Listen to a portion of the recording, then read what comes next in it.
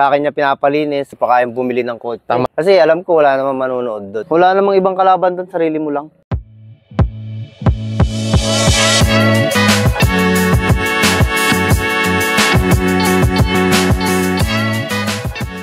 Sup boys? Yun no, sama natin si Benedict. Yan, si Pampangasin. Tapos nandito ito yung shoot natin ngayon. Kausapin natin si Boss Tropa. Sigurado kilala nyo na to. Ano siya, sa drag racing, yung mga content niya. Tapos, tanungin natin ano yung story niya sa sasakyan niya. Kung paano siya pumasok sa pagsasakyan, sa pagre-race. So, let's go! Boss! Boss, pwede bang pakilala ka sa mga viewers natin? Yo, hello guys. I'm Job Villegas, aka Boss Tropa. And here's my EG hat.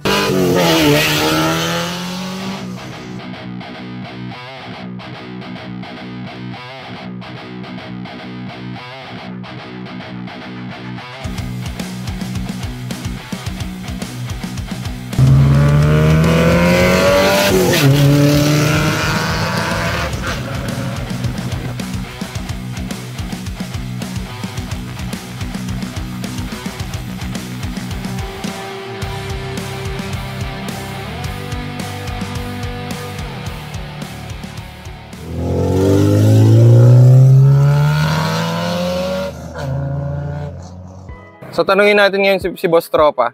Boss, ano bang kwento mo? Paano ka nag-start sa pagsasakyan?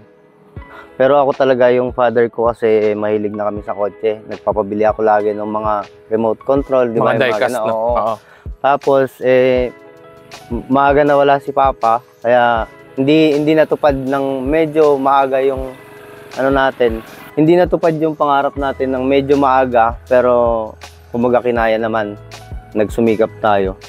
Tapos, nung una, hindi ko pa masyadong alam tong mga Honda. Kumbaga, wala akong ano. Basta gusto ko lang, ang pangarap ko nga nun, Galant. Yung mga shark, yung mga ganun. No? Kasi, yung tita ko dati, meron silang mga buy and sell.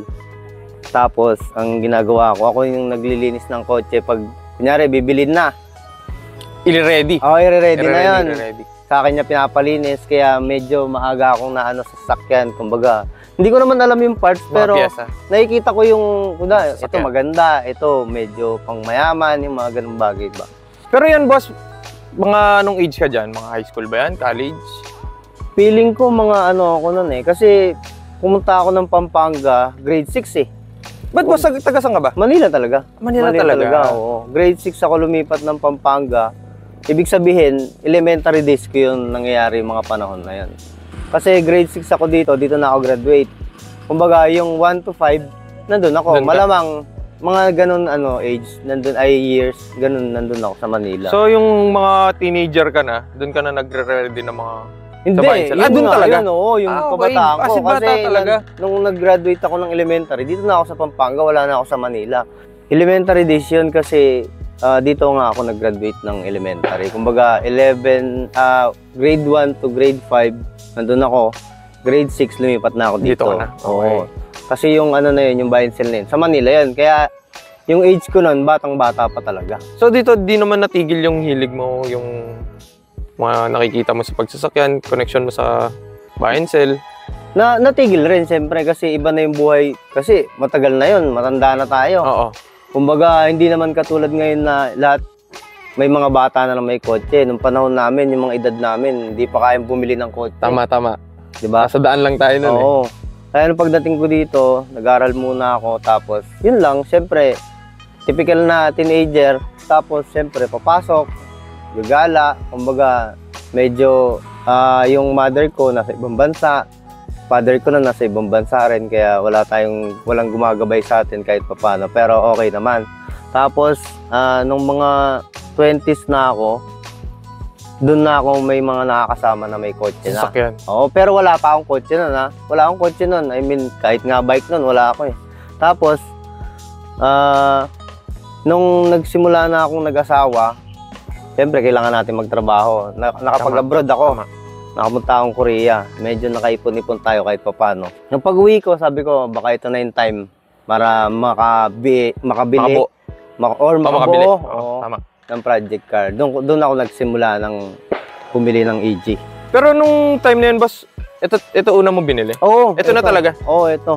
Ito siya, kaso hindi siya ganito, ah. Oo. Kumbaga, PH12 siya na carb. First car na ako ang bumili, ah. Oo. Yan talaga. Tapos, may balak talaga ako na talagang pagandahin siya. Kaya binili ko talaga siya ng stock. Pero sa time na yon, naisipan na pumasok na ba sa isip mo mag-drug? Or Nung una, papogi lang? nung una hindi pa pumapasok sa isip ko yun. Dahil wala nga akong kilala nun eh. Wala akong kilala sa Honda. Wala akong kilala na nagsasakyan. Meron akong kilala na sasakyan, yung mga normal na sasakyan lang. Eh. Pero hindi yung katulad na nito na kailangan i-upgrade. Kaya wala akong idea. Nung una nga, tumataya pa ako sa raffle eh. Ganon? Yung mga raffle na kotse. May nakuha ka na ba, boss? Marami na rin. Meron na rin. Pero kotse wala. Mahirap eh. Mahirap. Pero yung mga motor, mga ganyan, marami na ako nakuha ganyan. Gulong. Yung SR3 ko, raffle lang yan. Ay, naswerte. Diba? Tapos, kasi hindi ka susugal. Diba? oo naman.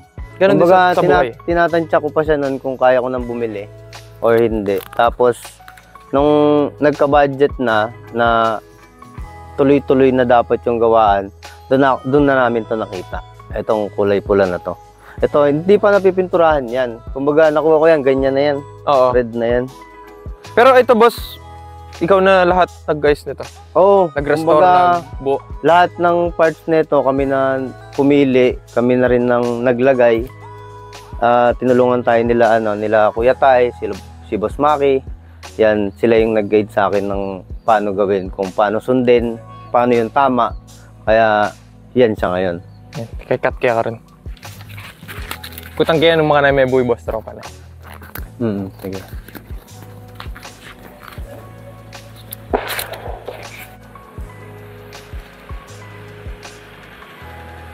Boss, tanong ko lang, paano ba nabuo si Boss Tropa? Paano ba nag-start yan? Hindi, actually kasi, nung nasa Korea pa ako, mahilig na ako mahilig na talaga ako mag-video.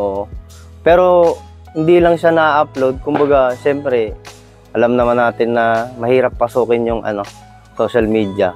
Parang sa akin lang, may YouTube account na rin ako dati. Parang hobby lang, no? Oo, may Facebook na rin ako. Pero hindi ko siya sinasabi na, uy, may YouTube ako. Oo, subscribe ka sa akin, ganun. Para sa akin lang. Pero nung umuwi ako ng Pinas, sabi ko, oo nga no, ba't di ko ituloy? Doon ko siya tinuloy. Parang para sa akin lang din, hindi pa para sa iba. Nagsimula ako sa TikTok. Di video-video lang, medyo nagkaka-followers, umaangat. May nagsabi na sa akin na bakit di daw ako mag-Facebook. Sabi ko, ayoko mag-Facebook kasi nga, mahirap, wala naman manonood. Sabi ko sa kanila, hindi, pwede yan, kaya, sabi nila sa akin. Di gumawa ako ng Facebook mga September last year. Last year? Oo, gawa ako, pero walang upload. Nung New Year, itong New Year lang na dumaan. 2024? Oo, may nagpagawa dun sa shop ni Boss Maki, nagpapalit ng scab. Sabi ko, video ko nga to. Binidyo ko siya. Tapos, in-upload ko sa TikTok. At siguro mga January 30 or 31 na yun. Basta maaga lang yun, kaya nandun kami. Tapos, nung 31 ng pagkatapos ng parang putukan, in-upload ko dun sa page. Sabi ko, pwede kaya i-upload. In-upload ko sa page. Hinayaan ko na siya. Kumbaga, yung page kasi na yun, hindi ko sinisilip yun talaga lagi na... Kumbaga pang lang, mga pampost lang. I-upload ko lang. Nagtataka ako, yung notification nung admin nung page, parang marami siya notification. Nung sinilip ko, ang dami niya na nga, kumbaga... Sige, Bob. Ang dami niya na nga, ang dami niya ng views, ang dami niya ng comment, ang dami niya na likes. Kahit ako hindi ko... Hindi mo expect? Hindi ko kasi 3 days pa bago ko tiningnan ulit eh. Kasi alam ko wala naman manonood doon. Kaya sabi ko pwede, sabi ko doon, sinimula ko na. Doon nag-start na? Tuloy-tuloy na hanggang ngayon? Ko na. Bossing, pwede mo ba kaming iikot dito sa sasakyan mo? Ano ba yung mga nilagay mo dito? Oo naman, kayang-kaya yan. Kumbaga, dati kasi lang to, stock lang talaga. Puro metal lang siya. Siguro ang nauna dito, pangilalim. Pangilalim talaga yung inuna ko. Yung mga bushing, yung mga arms niya sa ilalim, yun talaga inuna ko. Yung mga LCA, yung subframe. Hindi natin mapapakita. Pero mamaya tignan natin, silipin natin sa likod. Pwede. Makikita yun sa likod. Pwede. Yun muna. Tapos, dito sa harap, itong crow bumper na to, marami rin nagtatanong nito kasi mukha siyang parang pang SIR. Pero ito, pang EG talaga to. Nakuha natin to kay Kuya Franklin Lo. Kilala niyo naman yan, boys. Oo. Kulay white to dati, pinapinturahan ko lang ng red para bumagay siya sa kotse. Galing nga no sa baba niya, no? Yung pwesto ng fog light. Parang pang 99, 2000 na EK. Oo, ganyan talaga yan. Kumbaga, ito dati, kumbaga, alam ko dati, ano to butas to So, ikaw na lang, tinakpan mo na lang ba yan? O ganyan talaga? Hindi ako sure kung tinakpan namin to o ganito na siya nung nakuha ko kay Kuya Frank. Pero, either way, ganun din. Ginawa ko lang siyang black. Ganda, oh. Tapos, ito pinagawa ko lang rin to. Itong palang grill na to. So, pag kinuha mo to, wala siyang, ano? Nung nakuha ko siya, ano yan, butas talaga siya. Open wala lang, siya, wala siyang grill. Pinalagyan ko lang ng grill. Tapos, pinablock ko na rin. Ang ganda, oh. Parang yung mga sa AK lang. Pero yung headlight, stock pa ba yan? Hindi, ano yan? Dipo na yan na headlight. Hindi na sa bagay. Paano yan, smoke? Oo, parang smoke yata ang tawag dito. Pero ang, sa carbon. pero ang gusto ko talaga na headlight, yung Honda na stock na SR3 talaga. Kaso ang hirap maghanap. Tapos mahal pa, hindi pa afford. Mahabot din yun, boss. Makakahanap din, di ba? Yun ang masaya sa pagbubuo eh. Oo, sana makahanap. Pero itong corner light na to, ito Orig Honda yan. Yung SR3 na yan. Medyo... Ito boss, naku-curious ako eh. Sigurado marami nagtatanong. Ano ba to? Ito naman, inspired to dun sa isang naglalaro sa Clark na spoon yung sasakyan. Yan, sigurado mahal yan.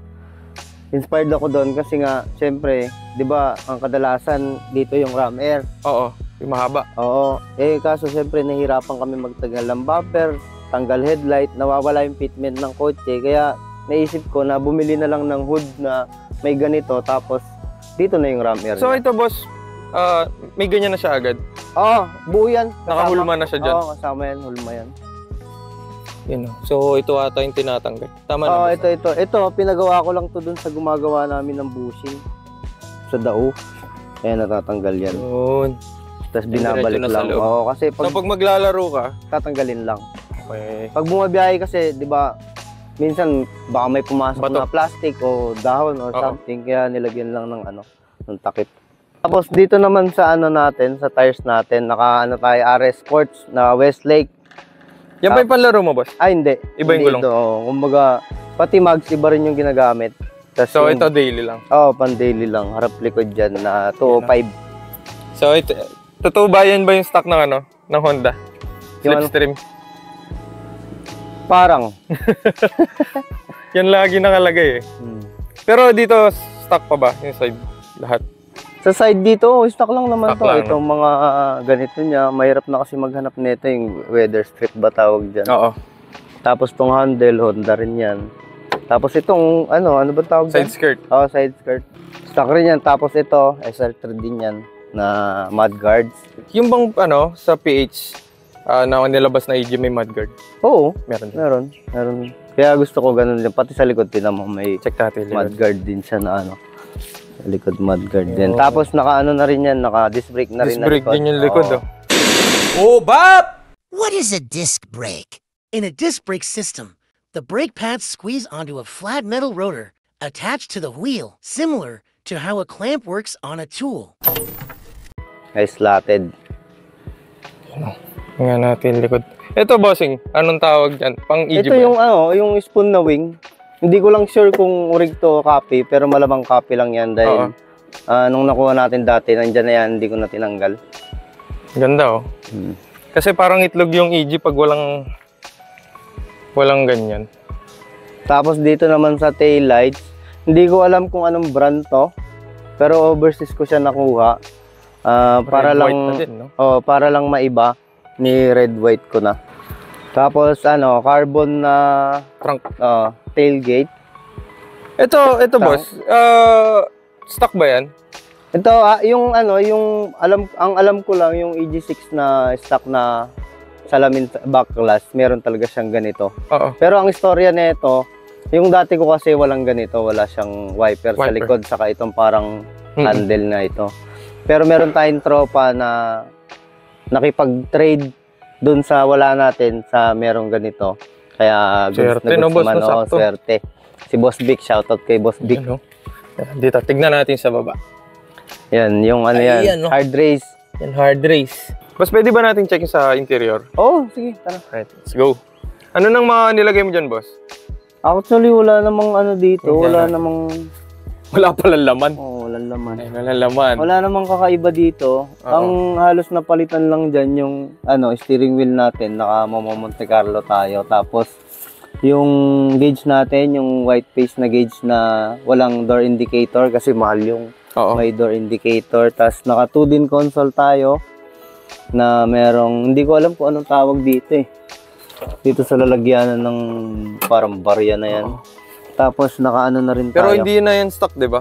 Mga Japan-Japan na tayo parang ganyan eh. Japan style na. Tapos ito, naka na rin tayo, matic na rin tayo na window. Pero pinalitan lang namin yan. Kumbaga, minodified lang namin. Ito pa rin yung pinto niya dati, yung parang sidings Oo, niya. ito. Ginawa lang namin, naghanap kami ng leather na ganito ay naghanap kami ng parang fabric na ganito para parehas sila kabilaan. Tapos bumili ako ng mga itong switch na to, pati sa kabila rin. Kaya yun, nabuo naman siya kahit papano.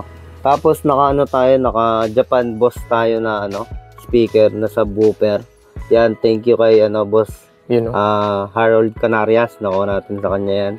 Tapos itong SR3 natin, nanalo lang ako sa raffle dyan mga tropa, kaya medyo swerte tayo. Kasi ang hirap maghanap niyan.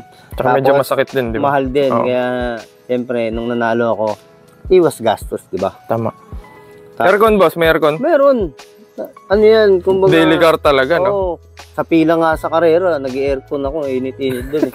Pag makita mo ako doon, nasa loob lang ako ng kotse, naka-aircon pa rin ako kahit papano. May sound system pa ako, nagsa-sounds pa ako habang Sounds pa, kumakarera. Oo. Kaya, yan lang. Ito, Functional pa rin. Kumbaga ngayon lang nakatanggal yan. Ngayon lang nakatanggal yan kasi nga, di ba, Gagaling mo lang. kakatapos lang ng, Clark, ng motol. Tapos sidings, meron pa rin siya. Wala naman siyang kakaiba. Kompleto pa rin. Ayun, kung gusto pang daily ni bossing, pwede. Pwede niyang panlaro, pwedeng pang araw-araw. So, kumbaga hindi naman talaga to race car eh. Kumbaga street car pa rin siya kahit paano. Kasi yung masasabing, para sa akin lang, yung masasabing race car kasi yung mga nasa pro na, yung mga umoras Ayun, na. talagang panglaro na lang talaga yung sasakyan. Doon ko masasabing race car yung kotse ko pag hindi ko na kayang ibiyahe ng pang araw-araw. Pero hanggat nagagamit pa natin para sa akin, street car pa rin siya. Mas pwede ba natin check naman yung engine bay? Oo, pwede naman. Pakita natin. Dito naman sa engine bay ko, wala namang kakaiba dito sa engine bay natin. Naka B20 siya na black, tapos naka head na rin siya. Tapos VTEC na rin yan, Frankenstein, alam naman yan ng mga nag-Honda. Tapos naka LSD tayo na tranny na Type R. Naka Alpha na headers. Naka spoon na, ano bang tawag dito? Strut bar. Strut bar. Tapos, yun lang. 3 rows na radiator. Tapos stock pa rin yung mga niya, yung mga mounts niya. Yun, Tapos naka double D tayo na hydrovac. Tapos stock na manifold. Naka TV tayo. Yun lang. Wala namang iba. Di ba daw naglinis si Boss Tropa niya? Oo. Kasi di ba kung mapapansin nyo, nandun pa yung mga sulat-sulat galing Clark. Oo. Medyo Oo nga, boss. Pwede bang tignan natin? Pakita natin sa kanila. pinagpagpagpag lang namin yan. Pinagpagpagpag ko lang. Ito, boss. Ngayong year lang ba yan, yung mga yan? Hindi na halos kasi meron 2023 Ay, ito pala, may date dyan, sila. may Ayan. 2022 rin yata dyan. 2023. Ayan. Kumbaga, yan na yung mga sinalihan natin. Siguro ang motol naka-3 na ako. Kaso yung motol kasi dati, yung sticker malalaki. Kumbaga, pag nilagay mo, mapupuno agad. Pero yung NDRC, iniiwan ko sila. Ganito lang dyan. talaga, Oo, maliliit. Iniiwan ko sila. Parang gusto kong punuin yung windshield ko ng Tsaka sticker. memories din yan, no, boss? Oo, kahit puro talo tayo, okay lang. Darating din. Oo. Ibibigay din. Pero nung last kasi, muntik na, konti na lang. Kumbaga, Konti pa. Konting swerte na lang. Baka makakit na tayo ng podium kahit papaano. Yung? Boss, kung ikaw, ano bang ma-advise mo sa mga nagbubuo ng sasakyan? O kaya yung mga gustong maglaro din? Magbuo pa lang. Oo, mga nagsa-start. Mag-i-start. Para sa akin, kung mag-i-start ka na magbuo ng mga ganitong kotse, kailangan mo talagang makahanap ng trusted na mekaniko sa katutulong sa'yo. Kasi pag wala, Minsan nagmamahal yung presyo, minsan, 'di ba? Mapapagastos ka ng malaki. Tsaka mapapahaba yung proseso, no? Oo, boss? pero pag nasa circle ka na makilala sa industriya, medyo mapapadali yung pagbuo mo, lalo na kung may budget naman. Kung ikaw, ano bang pinaka-lesson mo sa nakuha mo sa pagdadrive sa drug? Sa pagdadrag naman, hindi pa naman ako ganun katagal naglalaro. Pero para sa akin lang, enjoyin mo lang. Tapos makinig ka lang sa mga kaibigan mo na nauna na naglalaro, ganun lang. Makinig ka sa kanila kung anong dapat gawin. Enjoyin mo lang kasi wala namang ibang kalaban doon, sarili mo lang. Tama. Wala naman, hindi naman yung katabi mo na kasabay mo na tatrangka. Sarili mo lang kasi ang drag race, bracket racing yan eh. May oras dyan, hindi naman siya yung kalaban mo talaga. Mostly, kalaban mo siya, pero yung malaking percent doon, sarili mo lang talaga kalaban mo. Wala namang iba. So, thank you sa panonood, guys. Papa-thank you muna pala tayo kay Boss Tropa. Thank you din, thank you din. Baka meron kang gustong shoutout, boss. Shoutout sa mga tropa natin dyan, sa lahat ng tropa ko na sumusubaybay sa Slickest Media and sa page ko, Boss Tropa. Salamat sa inyong lahat. Sa mga friends natin, kila Boss Maki, Boss Dennis, sa lahat ng boys, hindi ko na may isa-isa. Kila Kuya Tay, lahat po kayo. Salamat po talaga. Thank you. Yun. See you sa next vlog. Bye-bye!